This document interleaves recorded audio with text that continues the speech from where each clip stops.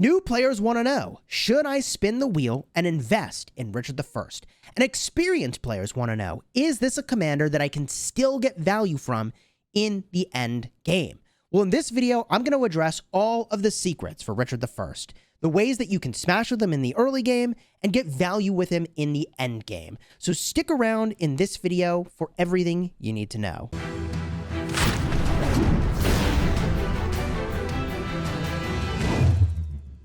Hello, my friends, and welcome back. I'm Chisgule Gaming, and this video is sponsored by the makers of Rise of Kingdoms. And for those of you that are new to my channel, I have over 1,600 videos dedicated to helping you be a better player in Rise of Kingdoms. So consider subscribing so you don't miss my next video, which go live every single day. In this video, we're going to cover the following topics. And as always, there are timestamps in the description so you can jump to whichever portion you're most interested in. We're going to first start with the double-edged sword of Richard's skills and talents and how they're a little bit mismatched, but still there are some very strong things you can do with Richard I. I'll explain exactly what those are, if you're in the early game or if you're in the late game. Then I'll give you his best talents, I'll cover some of the best pairings for this commander, and then I'll give you an overall summary at the end. So let's start with the weird double-edged sword, and I know he's holding an axe, on Richard I. And it's very simply the fact that he does healing on his active skill instead of skill damage. This is unusual. We're used to seeing big skill damage or some big debuff. And although the debuff here is good, reducing the damage of an enemy by 30%, in fact, it's an area of effect debuff. I'll show you, by the way, how you can exploit that in a game mode like Canyon. The healing is weird here. It's weird because it's countered by a number of other enemies that exist in this game already. So once you advance further into the game, there are commanders like Gilgamesh who will do damage to you every time you heal, or commanders like Alexander the Great, or you've also got Ragnar and Thutmose, who now all have effects that are going to reduce your healing effectiveness. So you've got a commander who is countered by a number of commanders. Heck, even Saladin, who is a cavalry commander, has an ability to counter the infantry commander that is Richard I. Now, those two have a bit of a history together, pun intended there. But there are so many ways to cut healing effectiveness, which is weird. Now, the other thing you need to understand about this active skill is how healing actually works in this game. Let me explain. When you are fighting, some number of troops are severely wounded. They immediately go to your hospital. They are no longer in the army that you had that left your city. Some of them, however, will be slightly wounded. They're technically still in the army, but not fighting because they are wounded. Those slightly wounded soldiers are the ones that come back when Richard I does a heal. This is cool in some situations and absolutely miserable in others. It's cool in game modes like Canyon, where you can't go back to your city and get more troops, so being able to sustain is actually a powerful effect.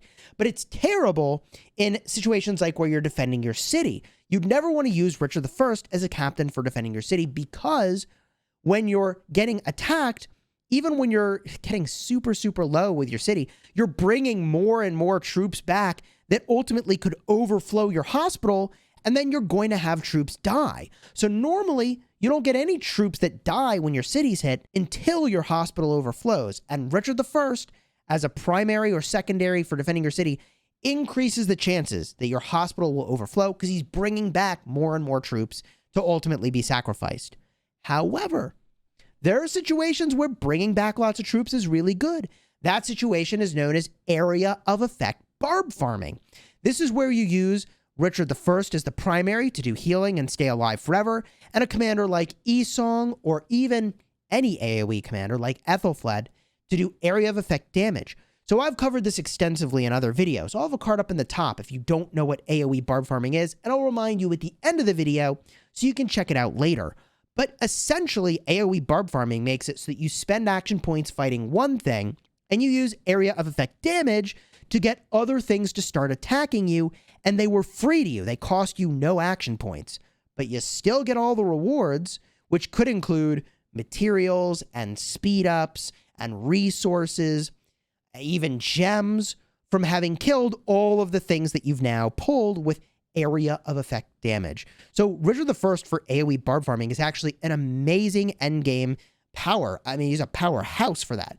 and I use him for this still. I want to claw my eyes out when I do AoE Barb farming. Make no mistake about it, it's tedious, but the value engine is actually insane if you find yourself willing to put in the time. On the other side of things, the expertise skill also is unusual on Richard I because he has an instant proc slow, a 50% slow for 5 seconds. That triggers once every 10 seconds. So your first attack, it's consistent by the way, your first attack every 10 seconds will slow the target by 50% for 5 seconds.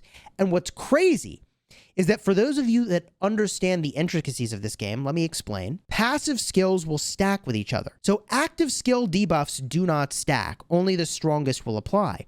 But this is a passive skill slow, which means if you bring lots of Richards, all of their slowing effects apply and they stack, which means you can stop a target in its tracks.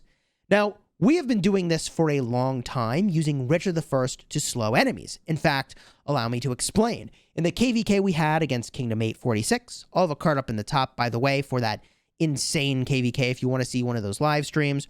We would take half a dozen or more Richard I's, and we would target a rally that was going through a bunch of our cities. So they were trying to multi-rally something, and they had a rally going in a really bad path. And we would pop out of our cities all at once and target the rally, and it would be slowed. Now, you may think, well, why does that matter? Well, as it turns out, this was the rally that was supposed to tank for them. So all their high damage glass cannon rallies would hit first. We would wreck those, and then their tank would arrive late. And it was like, bro, it was amazing how well that worked. In fact, it was so strong that we started bringing tons of marches, and we would swarm out the rally that was marching on this weird path before it could even get to the fort. Now, ultimately, we ended up losing this KVK. So it's not like this is a tactic that is going to win or lose a KVK for you. But what I'm saying is that the Richard I slow is very powerful, and it has been for a very, very long time. In fact, the content creator Dragothian recently repopularized how cool that slow can be when he brought a Richard I back into his lineup. And although there's really no debate about it, it's not a good commander to bring into an endgame murder ball. The thing that he was doing with it is using it to catch people out of position and then have all his other marches destroy that target.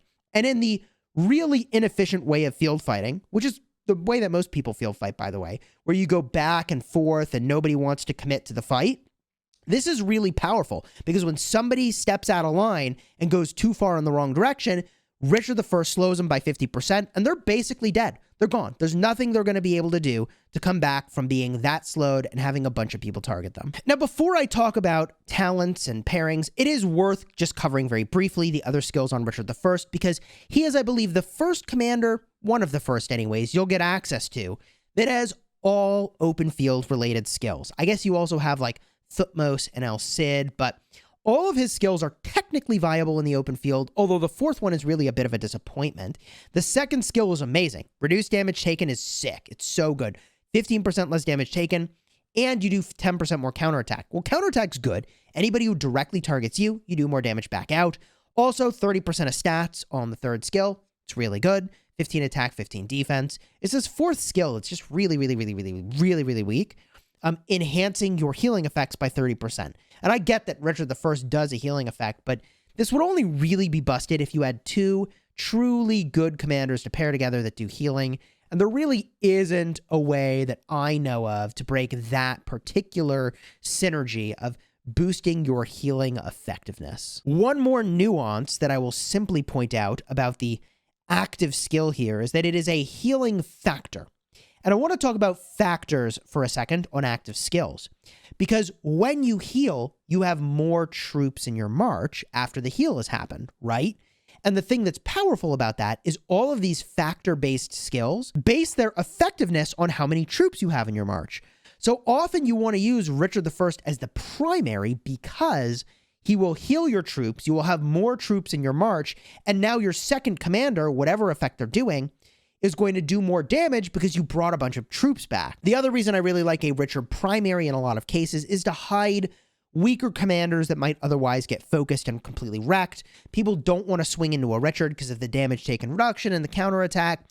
So until you get to the end game, and then he just looks like a punching bag and just free kills, which is a bummer, and we'll talk about that perhaps a little bit more toward the end of the video. Let's go now and talk about the talents, because I think it's clear why you want to use him as the primary. He can shield a weaker commander, and he also brings back troops, which makes your next active skill potentially more powerful. The first build I want to talk about is for Canyon, because I am actively using this build. I also experiment with another variation of this where I go for the extra damage to calves. I haven't figured out which one I like more, but what I'll say is really important here is that I've gone for nearly the maximum damage mitigation and extra rage generation from Desperate Elegy. This is a talent that I made a dedicated video to. Card will be up in the top if you want to see a full video on this talent, but essentially when your march gets really low, you get extra rage per second, and it's a lot of rage. Maxed out, this is 25 rage per second. On a game mode like Canyon, when you're going to run and march all the way to Sad Face, that's actually insanely good. Yeah, you want the extra rage. 100%, it's really good. The other build you might use for Richard I is if you're area of effect Barb farming. And yes, this is the build I would go for. I am actually trying to optimize for two things: march speed and damage. Because once I put good equipment on Richard I, he's going to last forever. But if you don't have your Richard I expertise, or if you feel that you need more tankiness for whatever reason, you could move around some of these points. Like I put 2 points in attack over here. You could instead go for reducing the damage you take by 3%, but also reducing the damage you deal back out by 1.5%. So I tried to maximize my tankiness with this AoE Barb farming build, and it works really, really well. The final build I'll show you is actually sitting on Charles Martel, but he has all the exact same talent trees, so I can show it to you on Charles. And this is for open fielding. The open field build that you would use on Richard I would look like this. It is very important, by the way, that you go and you take this talent over here.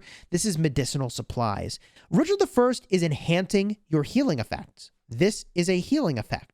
May as well move all in on what Richard I does, right? He enhances heals, fine. Let's put as many heals as we can on there. Even though sometimes you may overheal, that's a high quality problem. We've gone for the maximum amount of march speed, but also now we go for more damage mitigation, especially skill damage mitigation, and we've gone for strong of body. I know I mentioned this very recently in my Charles Martel video. If you want to see a video about him, card will be up in the top. But the thing that's so weird about strong of body is that health is generally a better stat than attack and defense anyways, and you get 2% of health per point over here. Well, wait a minute. All the way at the top of the tree, I get 1.5% of stats per point. Not only is this less stats for elite soldiers, but it's also stats I don't want as much. So yeah, I prefer strong of body. I will say there's an argument to be made that you could make some sacrifices because it is Richard I and he already has a passive slow for 50%, that you move all in on the slowing plan. And I'm on board for this, where you go instead and you just go all the way up and you take elite soldiers, because along the way, you're getting this snare. A snare of thorns has a chance to slow the enemy, and they're passive slows. They all stack, which is pretty cool. So you can make an argument, if he's here for the slowing effect and you're using him as a primary, that you do go for the Snare of Thorns build and go all the way to elite soldiers, because you want every slow you could possibly get in that instance. So let's go talk about the pairings, and this is where things are going to get really weird. And they're going to get really weird really quickly because of how things work in the early game. And let me explain.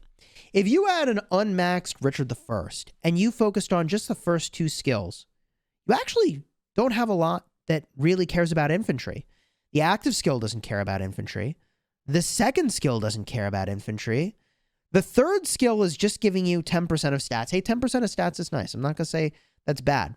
But there's like a weird number of pairings you can do with Richard I where you don't put him with an infantry commander, assuming that you haven't actually maxed this third skill, at which point he really does care about being with infantry. There's just no doubt about it. So let's just assume in the pairings portion of this video, they actually do maybe have at least the first three skills maxed, such that you want to pair with other infantry commanders. And by the way, and on the topic of using an unmaxed Richard I, if we just look at his skills very briefly, you can see that these move up in a non-linear way. What does that mean? You reduce the damage taken by 5%, and then from going to 2 skill points, you reduce it by 2% more. When you go to 3 skill points, you reduce it by 2% more. But when you go to the 4th skill point, it reduces the damage taken by 3% more per point. And then the final skill point reduces it by another 3%. So all that to say, a part of this kit is scaling up in a non-linear way. So I think you do want to go skill by skill, maxing the 2nd skill, then maxing the 3rd skill, if you are investing in this commander. So let's get to that weirdness of the pairings without getting into all the offshoot combos that you could do. And I'll put an emphasis on the early game pairings because I just don't think he's all that great in the late game. Late game, you're looking at Richard, Constantine, use him in Canyon. You're looking at maybe Richard, Joan, again for Canyon. And you're maybe looking at Richard and Esong for like AoE Barb farming. That's like the late game stuff, okay? So what's the early game stuff that you do with Richard the First? Let's go over those commander options and pairs. And I'll tell you straight away, a pair that a lot of people are going to suggest that I don't love is to do Richard the First with Charles Martel. And the reason I don't like it is that the combo doesn't actually do anything. Like, you run around in the field, and if people focus you, I guess you do a lot of counterattack damage, but it's the most ignorable combo on the face of the earth. I do not like this combo in the early game. The sort of early game powerhouse combo with Richard the First is actually going to be later on, like KVK2, when you get access to Alexander the Great. This is a powerhouse because Alex brings march speed, punch, and shielding. These are all things that Richard the First needed. Alexander the Great doesn't really have any tankiness, and Richard the First brings that in the damage reduction. So the two are actually very, very good together. Alexander the Great and Richard. You could switch around who is the primary. The Alex primary is more punch. That's because of the talents that are available. The Richard primary is more survivability. In fact, while I have him on the screen, weirdly enough, a lot of people will advocate putting Esong behind your Richard the First, which doesn't make a lot of sense once you get access to a commander like Alexander the Great. I'd rather have Alex and Esong paired together. But the advantage of doing this is that people are just going to focus out Esong primaries and ignore Richard the First primary. So if you wanted to hide your Esong, you can still get a lot of damage done, even though there's not really synergy between these commanders, by making yourself just an unappealing target to go hit. I don't particularly like the Barca pairing because he's looking for mixed troops. I don't really like the Freddy pairing because you don't have any march speed and you have to like actually keep up with your enemy to be able to do some damage with them. I don't really like the Julius Caesar pairing. This just doesn't do anything. You're just a big punching bag, bringing lots of troops back and having them get completely wrecked. I mean, the overwhelming majority of early game commanders are not going to be great to pair with. Here are a few exceptions at the epic tier that you could use for open fielding. I do like Boudica with Richard the First. There's a little bit of synergy here with the healing and the healing boost that Richard the First does. Also, Boudica's doing good damage, but is a glass cannon. I like this pairing. It's good. She doesn't need to be paired with another commander that does lots of damage. She'll bring the damage. Richard brings the survivability. It's actually pretty solid. And the rage gen here is pretty good. I like the Sun Tzu pairing for the same reason I like the Esong pairing. You can get a lot of damage done putting Sun Tzu behind Richard the First. Very, very tanky, very slow, but still good damage and area of effect damage at that. Joan of Arc with Richard the First is just amazing, both in the open field and in Canyon. And although the thing I don't like in the open field is that it doesn't really protect your other marches per se, it is buffing the heck out of them. So there is that upside to using that pairing together. I think Olgi Mundak is an okay pairing. The reason I say it's just okay is, like, yeah, he's got a defense reduction. And I'm just pretty lukewarm about Olgi Mundak overall for early game open fielding. A commander that I'm much more interested in is actually Bjorn Ironside for the open field. And that is because he has a debuff that makes multiple targets take more skill damage. He also, by the way, has instant proc damage, which I really, really like in the open field a lot. You don't always stay in a fight long enough to use your active skills. That's why instant proc damage, which happens right away, is really, really good. Plus, you know, you get that to happen early in the fight, and then the enemy's active skill does less damage because they have less troops. I like the Bjorn Ironside pairing. Now, earlier in this video, I did mention that I would show how you can break the sort of Richard the First damage reduction effect. And so I'm going to go to Canyon now to show you a battle where I can do that. And the Canyon team that I'm running is really, really strong. Credit where credit is due. I learned this team by fighting against 556. I found it to be very annoying. And then I was like, you know what? It's pretty good. It's annoying, but works so well to use this weird Richard the First Constantine off lane. And I also have a Trajan Mulan tank and a Quan Skippy tank. It's a very powerful 3 infantry configuration. And a lot of people aren't going to have 3 sets of infantry gear, but let me show you why it is that this configuration is strong. And I can attack any team and do well with this configuration. And I already attacked this player who's in number 2 earlier, so I feel bad hitting them again. So maybe I can get the number 3 player to show up here. Maybe. Okay, you know what? I'm just going to need to swing in here. So I'm going to go for this number 4 player in our Canyon lineup. And I'm going to go over here. Boom, boom, boom, like this. Okay. So the thing that's really powerful about this configuration is I want you to watch Richard I's area of effect damage debuff. I am going to hit probably 3 to 4 of the enemy's marches. And the way that they've configured this is actually to their advantage. If they sort of configure to the top lane, I actually can hit all 3 of their high damage marches with Richard I's Z-buff, which is disgusting. But let me show you exactly how I run this, and you'll see why it's very, very powerful.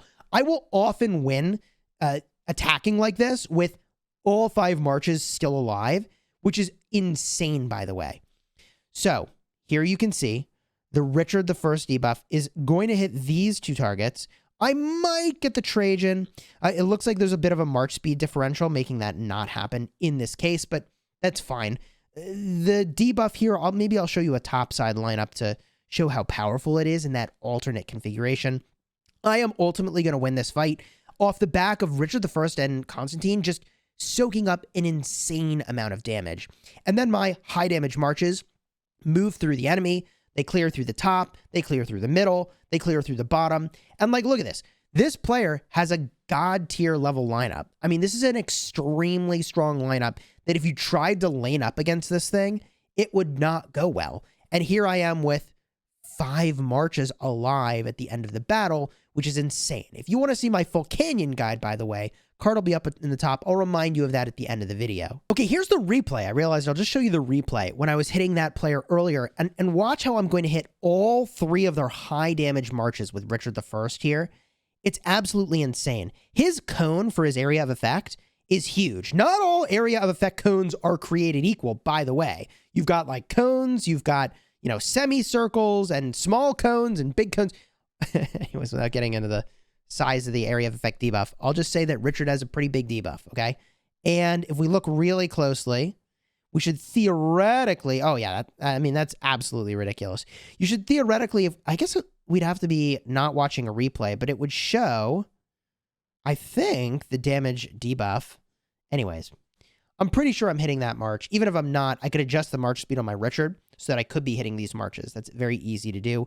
The area of effect damage dealt debuff is big. This brings us to a very weird part of the video. The part where I tell you that although Richard I is a pretty good commander, he's actually a pretty bad investment. And that might sound weird, but let me explain. He will do great things for you in the early game, but will be rapidly outclassed by other commanders that hold extreme late game value. Commanders like Esong and Alexander the Great. So if you are patient, these are 2 commanders that are way better investments. Only people that are spending lots of money in the early game should really move in on a commander like Richard I. And a part of the reason that that's the case is that the game's pace has been accelerated. New players don't know this, but it used to take way, way, way longer before you got into your 1st, 2nd, and 3rd KVK. But the pace with which you get to the end game has been sped up, so you can get to all the end game stuff. And I particularly like the commanders, although I'll say obviously the crystal technology is a huge can of worms I don't want to open here. What I will say is that because that pace is accelerated, I think you're better off with longer lasting commander investments, or even just saving your gems and sculptures for other things. You probably have other early game priorities like working on your VIP or working on your castle. Those are really good early game priorities. Richard I, yeah, unlock him. Have him available to you if for some reason you want to go for him. I think it's good to have access to the commanders. I think that is good to do, to unlock every commander with a small amount of gems. I think that is reasonable. But I also think that there's just better things you can invest in. And I just want to give you a taste of what awaits you in the end game, right? Richard the First seems cool until you look at a commander like Scipio Prime.